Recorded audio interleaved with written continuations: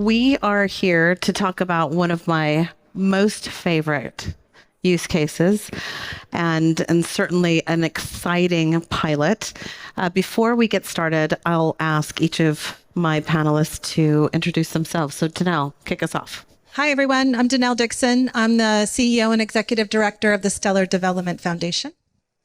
Hello, everyone. I'm Carmen Hett. I'm UNHCR's treasurer. Good afternoon. I'm Maday, Head of Fintech Strategy and Innovation for MoneyGram. Brilliant.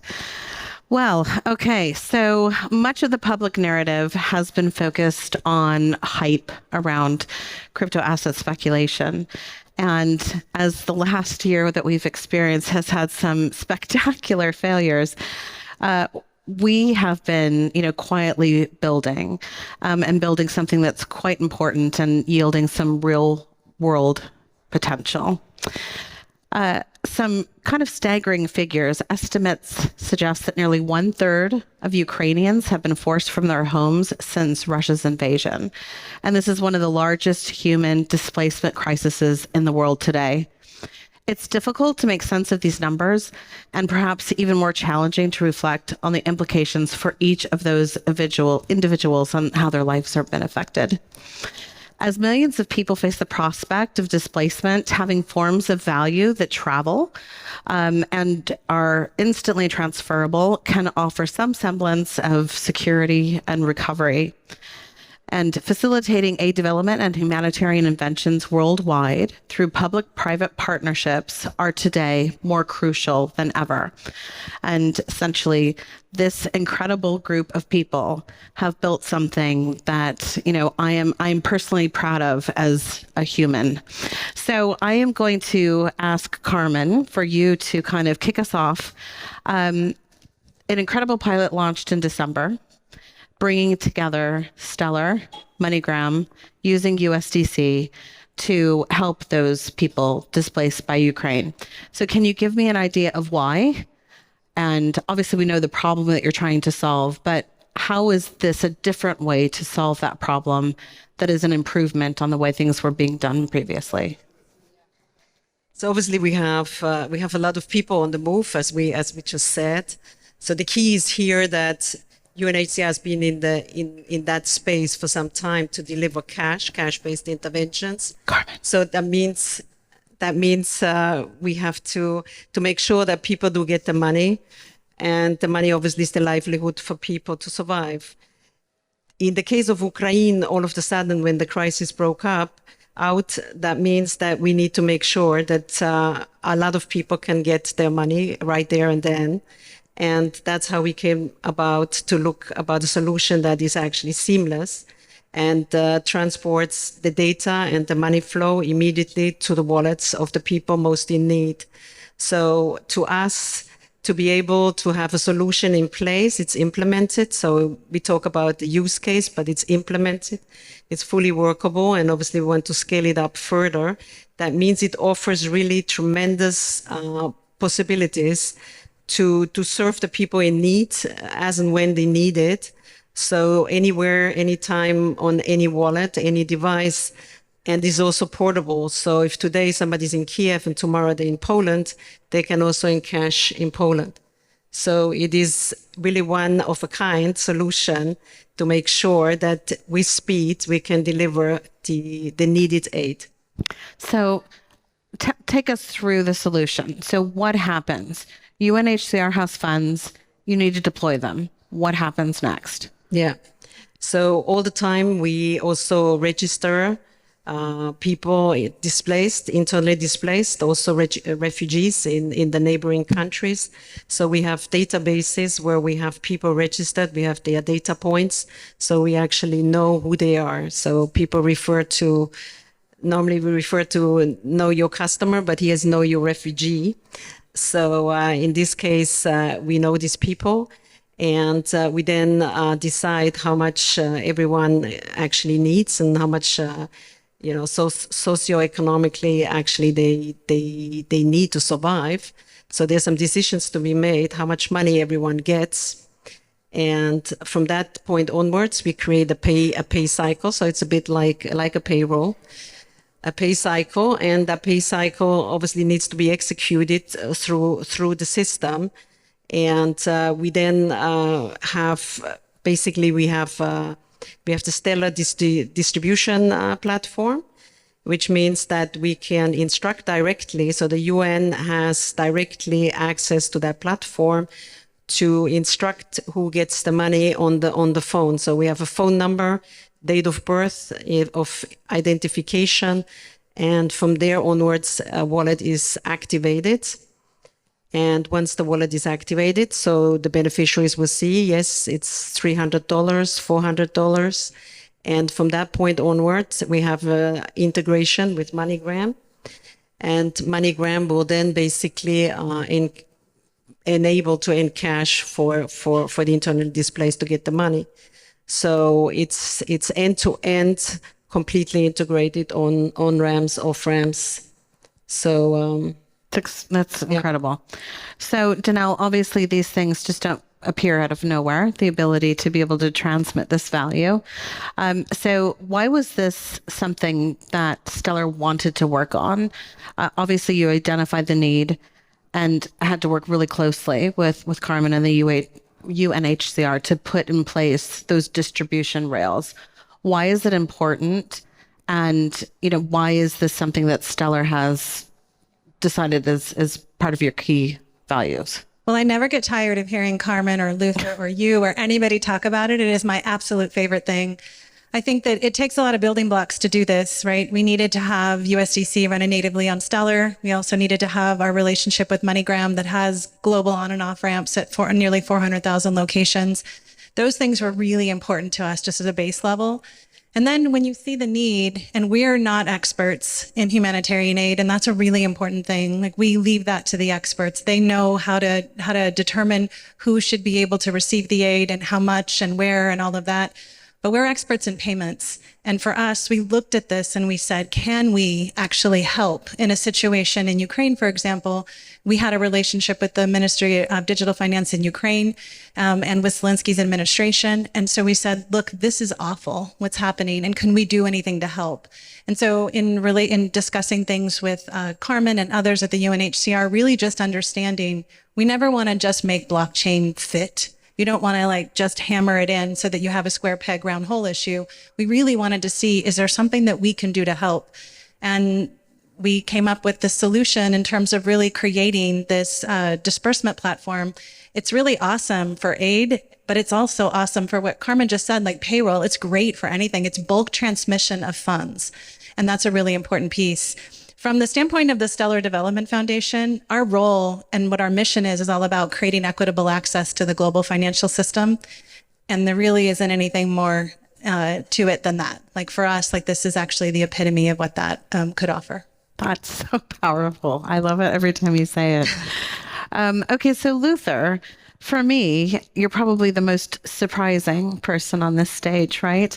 And I, having come from a payments and banking background myself, know that not every player in the traditional finance space really understands the value proposition and embraces the new technology. So tell us what blockchain means to MoneyGram International, and why did you guys decide to disrupt yourselves? That's a great question. And I know it's surprising now, but hopefully as we kind of go down this path, you'll see us more in a lot of these kind of functions, right? I think, the key thing to understand is, for us, we're constantly, so we're an 80-year-old company. We have 408,000 locations globally. We move money. That's the basics of what we do day in and day out for billions of people throughout the year. So the constant question that we are always asking ourselves is, how can we do this better? Because we understand that the funds not reaching a family in time basically means that they're not paying for rent, they can't pay for groceries. It has huge implications, and something like myself as an immigrant, I understand because I send money home every month. Now, in understanding and really asking that question, how can we do this better? That's really where the partnership with Stellar has helped us evolve a lot. We've found a way using blockchain and using an asset like USDC to not just send messaging and then wait for settlement, but for messaging and settlement to happen at the same time. Isn't that cool? It's fantastic. It's fantastic. So that's really the value that we see in blockchain. And then when it comes to this program, really, I think the fact that we had launched a program with Stellar back in June of last year, where we're enabling, on and off ramp from cash to crypto, combined with that, with the fact that we had locations in Ukraine that were ready, live, and already had liquidity in place. The marriage of those two really helped us take part and be honored to take part in this program. So another part of this that I think is really critical is that, we're talking about Ukraine specifically, but they might not still be in Ukraine. So that might not be a safe place for those people to remain, or certainly in situations like Syria and Turkey, people are going to have to move. And I think, how many outlets do you have? So if I need to pick up and go and end up in a completely different country that I wasn't expected to be in, does it impact my ability to cash out? That's a great question. So as I was saying, we have 480,000 locations globally. The Stellar Cash Out, the Cash Out program that we've done with Stellar and with Circle and using USDC is a global cash out mechanism. So the beauty of it is we are offering that last mile, right? Like access to the fiat side of the transaction. And because we effectuate payouts globally day in and day out, there's probably millions happening right now across the globe. We know how to, quickly do OFAC check screens on a given person, and all that happens seamlessly. So the fact that somebody has USDC in their wallet, has crossed over borders, which like they have in this case, does not change anything, because it doesn't matter what location they go to. They all know how to service that person. Incredible. So, Carmen, looking across the UN, as Elizabeth mentioned earlier, there just seems to be no shortages of humanitarian crisis, whether it's natural disaster or geopolitical unrest. How can a program like this scale? And do you think that there's appetite for other NGOs or certainly across the UN community to deploy similar type of programs? Yes, so this program can scale for sure. Right now we are looking to scale that in Ukraine itself, but also in other regions like South America and Africa. And could also be that we need different off-ramps in the sense of reaching the mobile devices, like the phone, in the country, like in Africa, in that sense. But the key is also that we now have a stellar disbursement platform at UNHCR, at the United Nations International Computing Center, basically hosted. So that means it's accessible for UN organization as well as for NGOs. Basically, they will have their data, so they are in charge of their mandates. And as and when these files are ready for payment, they have already a payment gateway established in that sense. And also to say that this particular platform allows you to follow through and report on data points, so that you understand when, or you have visibility, transparency in the sense of all data as and when it gets transacted and when it reaches the wallet and when it actually is cashed out. So we have all measures in place to be able to report dollar by dollar. So it is ready to be scaled in a big way, and we have already other UN organizations also interested in this. So I think it's 23 will be the year where we're going to look at a lot more of this. Incredible. So Denelle, similar question for you from a blockchain perspective. I think I know the answer to this, how scalable is this type of program? But what do we need to do to get those wallets into more hands? And what do we need to do from an educational perspective to make sure that people are ready to use them? Because it's not like you're planning ahead for an earthquake. Yeah, no, this is a really important point. Part of the relationship with MoneyGram is that any Stellar-enabled wallet can leverage the on and off ramps with MoneyGram. And that was a really important part, the interoperability. And what all of this is talking about, that this important need for interoperability with traditional finance and those who have been dealing in traditional finance forever, and to be able to create that interoperability layer so that it's very simple and very seamless. The scalability point is that when organizations like the UNICC can actually deploy the Stellar Aid Assist platform, which is essentially the disbursement tool, it kind of is the sky's the limit, right? Like it's really amazing to see what they can do. So the scalability, it's all there. The notion of having instant payment with the kind of bulk transmission with traceability, like that's the coolest thing, right? You can see where the aid has gone into these wallets in different parts of the world.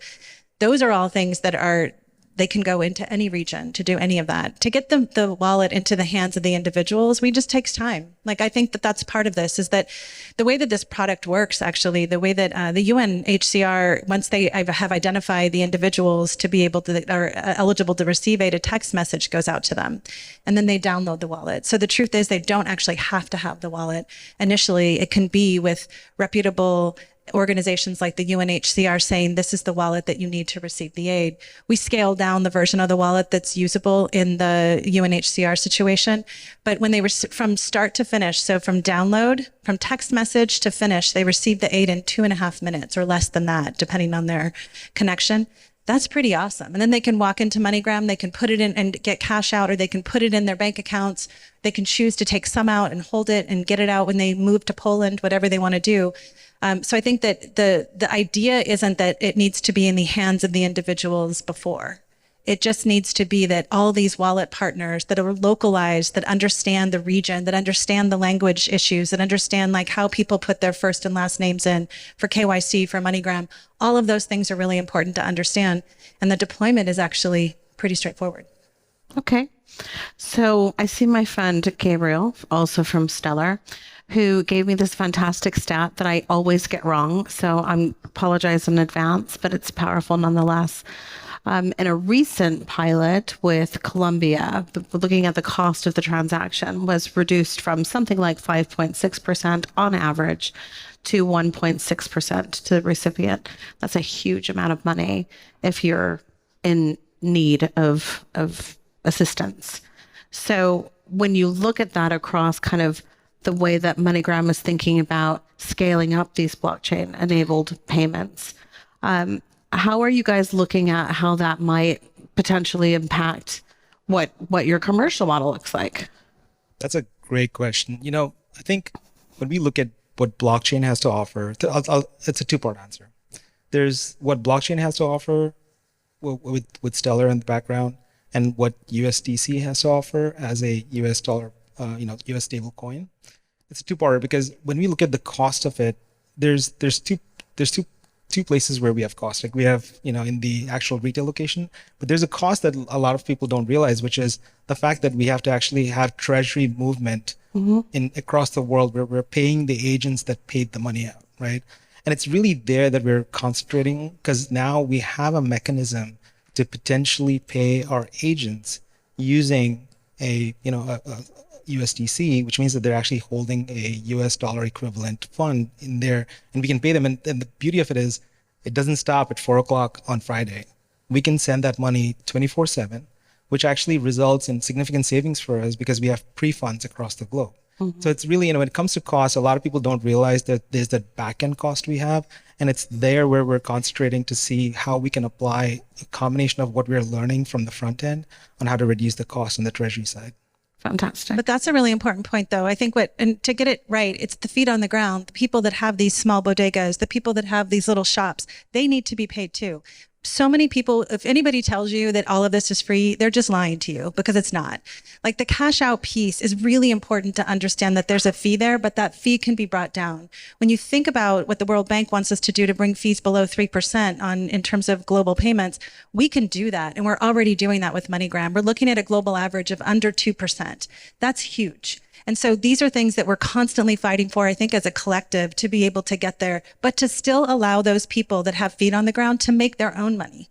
So everybody thinks that MoneyGram is receiving all of this, and maybe at the outset they are, but they're paying that to their agents. And so we need to support those agents and make sure that they're actually able to have a sustainable business model too, or the network goes away. Indeed.